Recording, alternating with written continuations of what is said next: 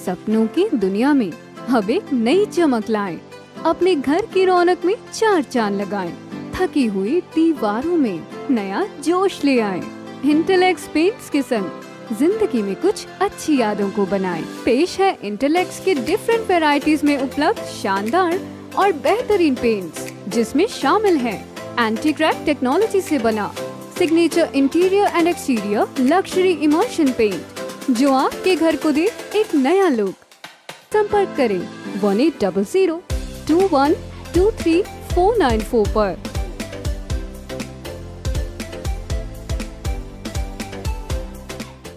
अध्यादेश लाने की बजाय बिल लेकर के आना चाहिए था, जिसपे पूरे देश के मेंबर पार्लियामेंट जो है, राज्यसभा लोकसभा चर्चा करते और उसके साथ साथ इसको बिल के रूप में लाने से पहले जितने भी किसान संगठन थे देश के, उनको कॉन्फिडेंस में लेना चाहिए था। अगर ये सब चीजें पहले से हो जाती तो फिर आज ये कानून वापस लेने की जरूरत नहीं पड़ती, क्योंकि फिर ये काले कानून बन नहीं सकते थे। लेकिन देश के प्रधानमंत्री ने प्रजातांत्रिक तरीके से कानून बनाने की बजाय तानाशाह रवैया अपनाया, अपनी मर्जी का फैसला देश के ऊपर थोपने का काम किया। उसका नतीजा ये निकला कि 1 वर्ष तक लगातार इस देश के लाखों किसानों को आंदोलन करने पे मजबूर होना पड़ा। दिल्ली के चारों तरफ जो बॉर्डर लगते हैं, उन पे बैठ करके अपना घर बार खेत सब कुछ छोड़ करके और सरकार को कहीं गलत फैसले का एहसास कराने के लिए लड़ाई लड़नी पड़ी। आज देश के प्रधानमंत्री ने सुबह भी फिर मुझे लगता है किसी से सलाह मशवरा नहीं किया होगा और केवल अपनी मर्जी से जो 3 राज्यों में चुनावी जो बाई इलेक्शंस हुए, 3 राज्यों के जो नतीजे उन्होंने देखे, उससे उनको एहसास हुआ होगा, डर लगा होगा इस बात से कि तेरा फैसला, तेरा निर्णय गलत था।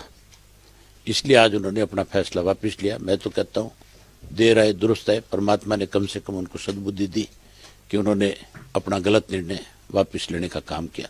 जहाँ निर्णय वापस लिया वहाँ माफी मांगी।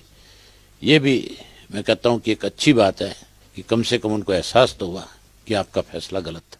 प्रधानमंत्री जी ने ऐलान किया आज, तो भाई देर से आए पर दुरुस्त आए, और ये जो है उनके लिए मैं धन्यवादी हूँ प्रधानमंत्री का। और ये किसानों को मुबारकबाद के पात्र हैं। वो किसानों की जीत हुई इतना लंबा संघर्ष के बाद। साथ के साथ ये भी है, ये है किसानों के संघर्ष की जीत, किसानों की जीत है। और भी मुद्दे हैं, वो आपस में बैठ कर उनका समाधान निकालना चाहिए, उनका डायलॉग शुरू करनी चाहिए। खेती को लाभदायक बनाने की तरफ हमारे को कदम उठाना चाहिए। आज के दिन खेती लाभदायक नहीं है, वो लागत बहुत है, आमदनी कम है। अच्छा सर, एक जिस तरह से सैकड़ों किसानों की मौत भी हुई है, उस पर कोई चर्चा नहीं, आप क्या मांग करते हैं? देखिए, हरियाणा से जितने किसानों की मौत हुई बॉर्डर पे हुई, सीएलपी की तरफ से हमने मदद करी, और उस समय भी हमने कहा था कि हरियाणा सरकार को चाहिए, जैसे पंजाब सरकार ने भी किया, उनके परिवारों से एक नौकरी देनी चाहिए और उनको कंपनसेट करना। अच्छा सर, जिस तरह से पंजाब और यूपी समेत कई राज्यों में चुनाव है, आप मानते हैं कि बीजेपी इन चुनाव को देखकर बैकफुट पे आई है? देखो, प्रजातंत्र है, ये चुनाव भी एक कारण होता है हर फैसले का। किसान अभी कह रहे हैं कि जब तक जो एमएसपी वापस नहीं हो, कंप्लीट नहीं होगी, दोबारा से नहीं देगी सरकार, पूरा नहीं करेगी, उसके साथ साथ जो किसान शहीद हुए हैं उसको शहीद का दर्जा नहीं देंगे। वो तो मैंने कहा भाई, हरियाणा में मैंने कहा, मैं तो असेंबली में भी जो श्रद्धांजलि जो है उनको जब और शहीदों में दर्जा साथ दी थी उनको, और उस टाइम मैंने ये मांग रखी थी कि हरियाणा में जितने किसान गुजरे उनको शहीद का दर्जा देके, जब तो उनके बच्चों को नौकरी कह रहा हूँ, एक नौकरी देनी चाहिए और कंपनसेशन देना चाहिए उनको। हमने तो अपनी तरफ से पार्टी सीएलपी ने सबके जो भी मदद हो सकी थी वो की।